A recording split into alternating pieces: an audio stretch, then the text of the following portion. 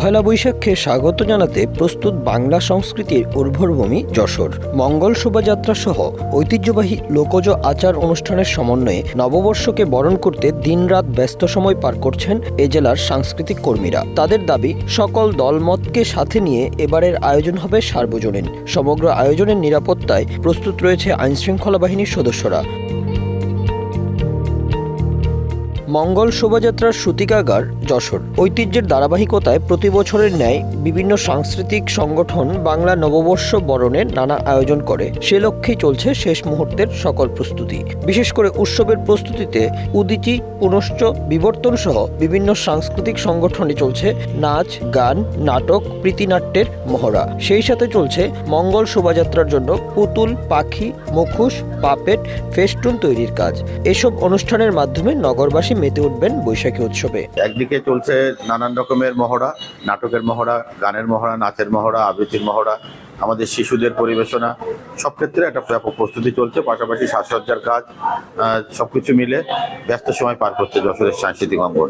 আশা করছি এবছর আমরা নববর্ষে একটা উৎসবমুখ পরিবেশের মধ্যে দিয়ে আমরা নতুন বছরকে বরণ করব। বড়দের কবিতা আবৃত্তি এবং ছোটদের কবিতা আবৃত্তি থাকছে। এ বাদেও বিবর্তন আঙিনায় প্রতি বছরের ন্যায় এবারও হচ্ছে মিষ্টি মুখের আয়োজন থাকছে।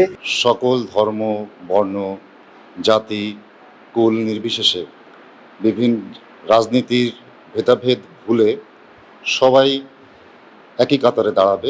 এবারের মঙ্গল শোভাযাত্রা অন্যান্য বারের তুলনায় শঙ্কামুক্ত ও সত্যিকারের বৈশাখী আমেজের মধ্য দিয়ে উদযাপিত হবে বলে আশা করছেন সংশ্লিষ্টরা। আমরা যারা এখানে চারুপীঠে কাজ করি, আমরা প্রকৃতির জন্য কাজ করি, দেশের জন্য কাজ করি, মানুষের জন্য কাজ করি। সেই হিসাব করে আমরা কিন্তু কোনো শঙ্কাকেই আমরা মাথায় আনছি না। আমরা শুধু মনের আনন্দে কাজ করে যাচ্ছি। সন্ধ্যার পরে পয়লা বৈশাখ উদযাপন বা অনুষ্ঠান করা নিয়ে একটা বিধিনিষেধ ছিল। এবছর সেই বিধিনিষেধ নাই। আমরা সন্ধ্যার পরেও আমরা বিধিনিষেধ না থাকার কারণে আমরা সন্ধ্যার পরেও আমরা প্রোগ্রাম করব। আমার হাতে যে মুকুটটি আছে, পাতার মুকুট, যেহেতু প্রকৃতির উৎসব, প্রকৃতির একটি ছোঁয়া রাখা হয়েছে। নতুনত্ব হচ্ছে আমাদের এই পাতা দিয়ে তৈরি করা মুকুট। পাশাপাশি আপনারা এখানে নতুন কিছু এবার দেখবেন। এই বর্ষবরণ উৎসবে আমাদের আহ্বান থাকবে, এই চারুপীঠের এই বর্ষবরণ আমাদের যশোরের উৎসব না, এটা পুরো সমগ্র বাঙালি জাতির উৎসব, বাংলাদেশের উৎসব।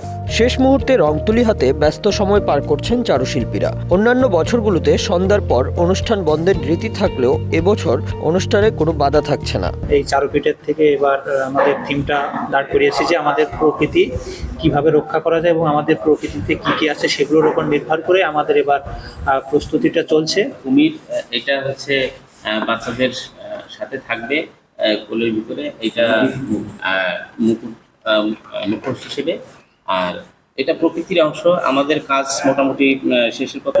পাখি, জীব জানোয়ারি, তারপরে নদী, পাহাড়, মেঘ, সূর্য, চাঁদ নিয়ে আর একটা ডিসপ্লে।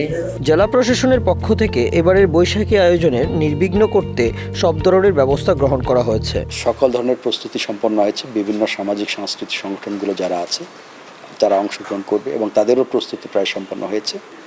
আর আমাদের আইন শৃঙ্খলার সাথে যারা জড়িত আছেন তাদের পক্ষ থেকেও বিভিন্ন রকমের যে গোয়েন্দা তথ্য নেওয়ার দরকার সেগুলো তারা নিয়েছেন এবং এই ব্যাপারে কোনো রকমের তারা যেটা বলি ঝুঁকি বা ওই রকম কোনো থ্রেট এ পর্যন্ত আমরা নাই।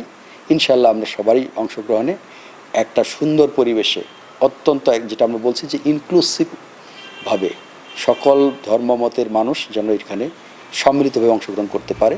সকল ধর্ম, বর্ণ, দলমত নির্বিশেষে মিলেমিশে একাকার হয়ে যাবে এবারের বৈশাখ, এমনটাই প্রত্যাশা আয়োজকদের। Bangla affairs news desk.